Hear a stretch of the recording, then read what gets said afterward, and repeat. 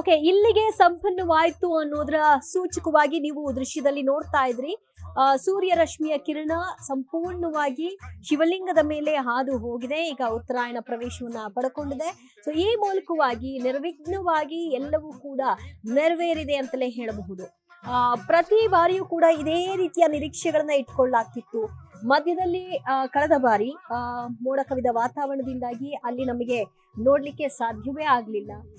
ಅದರ ಹಿಂದೆ ಕೋವಿಡ್ ಸಂದರ್ಭದಲ್ಲೂ ಕೂಡ ಹೀಗೆ ಆಗಿತ್ತು.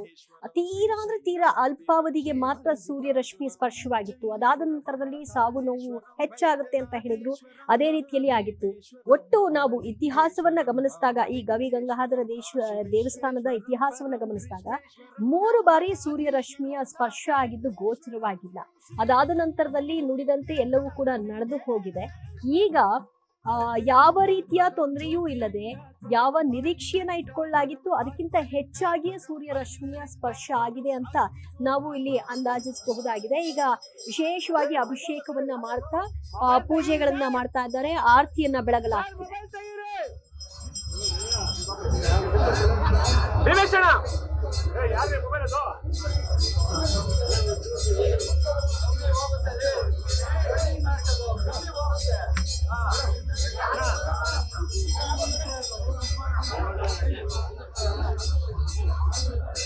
ಯಾರು ಎದೋಳ್ಬೇಡಿ, ಅಲ್ಲೇ ಕೂತ್ಕೊಳ್ಳಿ.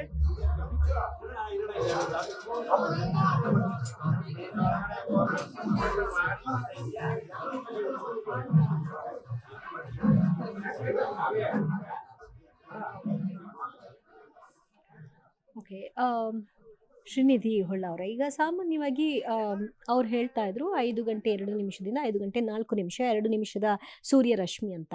ಆದರೆ ಈಗ ತಡವಾಗಿ ಪ್ರವೇಶ ಆಗಿದ್ದನ್ನು ಹೇಗೆ ನೀವು ಇದನ್ನು ಬಣ್ಣಿಸ್ತೀರಿ?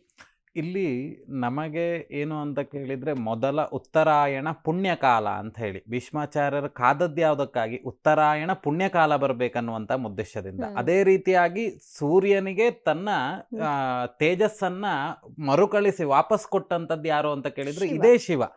ಹಾಗಾಗಿ ಈ ಬೆಂಗಳೂರು ಪ್ರಾಂತ್ಯದಲ್ಲಾಗಿರಬಹುದು ಅಥವಾ ಬೇರೆ ಬೇರೆ ದೇವಸ್ಥಾನಗಳಲ್ಲಾಗಿರಬಹುದು, ವಿಶೇಷವಾಗಿ ಸೂರ್ಯನ ಪ್ರತಿಬಿಂಬ ಅನ್ನುವಂಥದ್ದು ಪ್ರತಿಯೊಂದು ದೇವಾಲಯದ ಪ್ರತಿಯೊಂದು ವಿಗ್ರಹದ ಮೇಲೆ ಬೀಳುವಂಥದ್ದು. ವಿಶೇಷವಾಗಿ ಇದು ಪುರಾತನವಾಗಿರ್ತಕ್ಕಂತಹ ಆಲಯ ಆಗಿರುವಂತಹ ಕಾರಣದಿಂದ ಇಲ್ಲಿ ಬೀಳುವಂತಹ ಸೂರ್ಯಕಿರಣಗಳು ಅನ್ನುವಂಥದ್ದು ಅನಾದಿ ಕಾಲದಿಂದ ಇದು ನಡ್ಕೊಂಡು ಬಂದಂಥದ್ದು.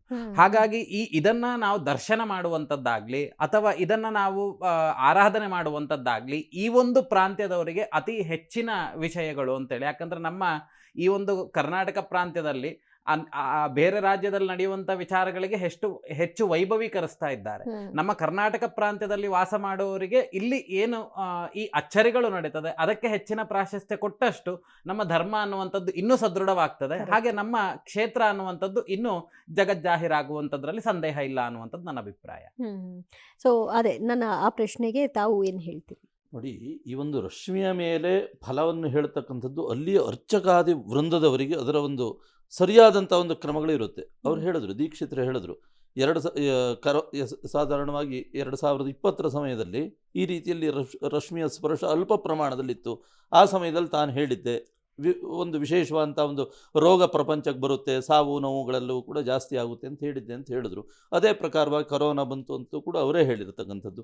ತದನಂತರದಲ್ಲಿ ಲಾಸ್ಟ್ ಇಯರು ಜಲಪ್ರಳಯ ಆಗುವಂತಹ ಸಾಧ್ಯತೆಗಳಿದೆ ಅಂತಲೂ ಕೂಡ ಹೇಳಿದರು. ಹಾಗಾಗಿ ಪ್ರತಿಯೊಂದು ಆ ಒಂದು ಕ್ಷೇತ್ರದ ಮಹಿಮೆ ವಿಶೇಷವಾಗಿ ನಾವು ಅದರ ಬಗ್ಗೆ ಹೆಚ್ಚಿನದಂಥ ಒಂದು ವಿಮರ್ಶೆ ಮಾಡೋದಕ್ಕಿಂತಲೂ ಕೂಡ ಅಲ್ಲಿಯ ಅರ್ಚಕಾದಿ ವೃಂದದವರಿಗೆ, ಸಾಧಾರಣವಾಗಿ ಈ ದೀಕ್ಷಿತರಿಗೆ ನನ್ನೊಂದು ಅನಿಸಿಕೆ, ಒಂದು 50 ವರ್ಷದ ಅನುಭವ ಆ ದೇವಸ್ಥಾನದ ಪೂಜೆ ಮಾಡಿ ಆ ಒಂದು ವರ್ಷ ಆಗಿ ಹೋಗಿರತಕ್ಕಂಥ ಒಂದು ಶುಭ ಅಶುಭಾದಿ ಫಲಗಳ ಚಿಂತನೆಯನ್ನು ಮಾಡಿರ್ತಕ್ಕಂಥ ಅಥವಾ ವಿಮರ್ಶೆ ಮಾಡಿರ್ತಕ್ಕಂಥ ಒಂದು ಅನುಭವ ಇರತಕ್ಕಂಥದ್ರಿಂದ ಅವರ ಬಾಯಲ್ಲೇ ಕೇಳ್ತಕ್ಕಂಥದ್ದು ಬಹುಶಃ ಸೂಕ್ತ ಅಂತ ಭಾವಿಸ್ತೇನೆ. ಕರೆಕ್ಟ್, ಎಲ್ಲರೂ ಕೂಡ ಅದನ್ನೇ ನಿರೀಕ್ಷೆ ಮಾಡ್ತಿರೋದು, ಏನು ಹೇಳ್ಬೋದು ಅವರು ಅಂತ. ಓಕೆ, ಇನ್ನು ಈಗ ಈ ಸೂರ್ಯ ರಶ್ಮಿ ಅಭಿಷೇಕ ಆದ ನಂತರದಲ್ಲಿ ಏನೆಲ್ಲ ಪೂಜೆ ಕೈಂಕರ್ಯಗಳು ನೆರವೇರುತ್ತೆ, ಅಥವಾ ಈಗ ಡೈರೆಕ್ಟ್ ಭಕ್ತರಿಗೆ ನೋಡ್ಲಿಕ್ಕೆ ಅವಕಾಶನ ಹೇಗೆ? ಅಭಿಷೇಕ ಆದ ನಂತರದಲ್ಲಿ ಪ್ರಸನ್ನ ಪೂಜೆ ಅಂತ. ಪ್ರಸನ್ನ ಪೂಜೆ ಆದ ನಂತರದಲ್ಲಿ ವಿಶೇಷವಾಗಿ ಇವತ್ತಿನ ದಿನ ವಿಶೇಷದಲ್ಲಿ ಏನು ನೈವೇದ್ಯವನ್ನ ಮಾಡಬೇಕು, ವಿಶೇಷವಾಗಿ ಸೂರ್ಯನಿಗೆ ಇಷ್ಟವಾಗಿರುವಂತಹ ಗುಡವನ್ನ ಅರ್ಥಾತ್ ಬೆಲ್ಲವನ್ನ, ತದನಂತರದಲ್ಲಿ ಶನೈಶ್ಚರನಿಗೆ ಇಷ್ಟವಾಗಿರ್ತಕ್ಕಂಥ ಎಳ್ಳನ್ನ. ಅಂದ್ರೆ ಶಿವನಿಗೆ ಇಷ್ಟವಾಗಿರೋದನ್ನ ಮಾಡಲ್ಲ, ಬದಲಾಗಿ ಸೂರ್ಯ ಮತ್ತು ಶನೈಶ್ಚರ. ಈಗ ಶನೈಶ್ಚರ ಅನ್ನುವಂಥವನು ಸೂರ್ಯನ ಮಗನೇ ಆಗಿರುವಂತ ಕಾರಣದಿಂದ ಆ ಶನೈಶ್ಚರ ನನ್ನ ಮಗನೇ ಅಲ್ಲ ಅಂತ ತಿರಸ್ಕಾರ ಮಾಡಿದಂಥದ್ದು. ಹಾಗಾಗಿ ಅದು ಈಶ್ವರನಿಂದ ಗೊತ್ತಾಗಿ ತದನಂತರದಲ್ಲಿ ಅವನ ಶಾಪ ವಿಮೋಚನೆ ಆದಂತಹ ಕಾಲ. ಹಾಗಾಗಿ ಈಶ್ವರನಿಗೆ ಆಗಿರುವಂತದ್ದು ಗುಡ ಅರ್ಥಾತ್ ಬೆಲ್ಲ ಅಂತೇಳಿ ಹೇಳ್ತಾರೆ. ಶನೈಶ್ವರನ ಪ್ರೀತ್ಯರ್ಥವಾಗಿ ಎಳ್ಳು ಅಂತ ಹೇಳಿ. ಹಾಗಾಗಿಯೇ ಮಕರ ಸಂಕ್ರಾಂತಿಯ ದಿನ ಅಲ್ಲಿ ತಿಲ ಹೇಳುವಂಥದ್ದು ಎರಡದಕ್ಕೂ ಅಪ್ಲಿಕೇಬಲ್ ಆಗುತ್ತೆ. ಹಾಗಾಗಿ ಎಳ್ಳು ಬೆಲ್ಲವನ್ನ ನೈವೇದ್ಯ ಮಾಡುವಂಥದ್ದು. ಯಾಕೆ ಅಂತ ಕೇಳಿದ್ರೆ ಸೂರ್ಯನಾದವನು ಮಕರ ರಾಶಿ ಪ್ರವೇಶ ಮಾಡುವಂಥದ್ದು. ಮಕರ ರಾಶಿ ಯಾರ್ದು? ಶನಿಯ ಮನೆಯೇ. ಶನಿಯ ಮನೆ ಪೂರ ಸುಟ್ಟು ಭಸ್ಮ ಆದ್ರ ಮೇಲೆ ಅವನ ಹತ್ರ ಎಂಥದ್ದು ಇರೋದಿಲ್ಲ. ಶನಿಯ ಕಾರಕತ್ವ ಯಾವುದು? ಎಳ್ಳು ಅಂತ ಹೇಳಿ ಹೇಳ್ತಾರೆ. ಹಾಗಾಗಿಯೇ ಈ ಸಂಕ್ರಾಂತಿ ದಿನಗಳಲ್ಲಿ ಈ ಎಲ್ಲ ಉದ್ದೇಶದಿಂದ ಎಳ್ಳು ಮತ್ತೆ ಬೆಲ್ಲವನ್ನ ಸೂರ್ಯ ಮಾಡಿದಂತಹ ತನ್ನ ತಪ್ಪನ್ನ ಒಪ್ಪಿಕೊಂಡು ಸೂರ್ಯನೇ ತನ್ನ ಮಗನ ಮನೆಗೆ ಹೋದಂತಹ ಕಾರಣದಿಂದ ಇಲ್ಲಿ ಹೇಳುವಂಥದ್ದೇನು? ಎಳ್ಳು ಬೆಲ್ಲವನ್ನ ತಿಂದು ಒಳ್ಳೆಯ ಮಾತಾಡಿ. ಯಾಕಂದ್ರೆ ಅವರಿಬ್ಬರ ಮಧ್ಯೆ ಇದ್ದಂತ ಮನಸ್ತಾಪ ಅನ್ನುವಂಥದ್ದು ದೂರವಾದಂತಹ ದಿನ. ಹಾಗಾಗಿ ಮತ್ತೆ ಸೂರ್ಯನಾದವನು ತನ್ನ ಮಗನ ಮನೆ ಯಾವುದು? ಮಕರ ರಾಶಿ. ಅದು ಮಕರ ರಾಶಿ ಅನ್ನುವಂಥದ್ದು ಶನಿಯ ಮನೆ.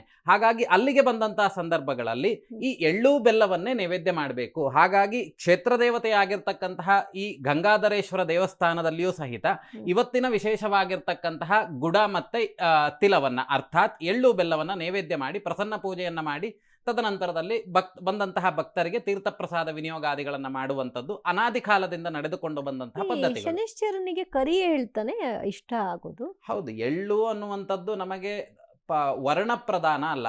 ಈಗ ಹಾಗೆ ನೀವು ತೆಗೆದುಕೊಳ್ತೀರಿ ಅಂತ ಆದ್ರೆ ಶನಿಯಲ್ಲಿ ಕ್ರೂರ ಶನಿಯೂ ಇದ್ದಾನೆ ಅಥವಾ ಅನುಗ್ರಹ ಮಾಡುವಂತ ಶನಿಯೂ ಇದ್ದಾನೆ. ಅದೇ ರೀತಿಯಾಗಿ ನಾವಿಲ್ಲಿ ಉಪಯೋಗಿಸುವಂತದ್ದು ಬಿಳಿ ಅನ್ನುವಂಥದ್ದು ಶಾಂತ ಸ್ವರೂಪ, ಶುಭದ ಸಂಕೇತ ಅನ್ನುವಂಥದ್ದು. ನಾವಿಲ್ಲಿ ಕಪ್ಪೆಳ್ಳನ್ನು ನಾವು ಬೀರ್ಲಿಕ್ಕೆ ಹೋಗೋದಿಲ್ಲ.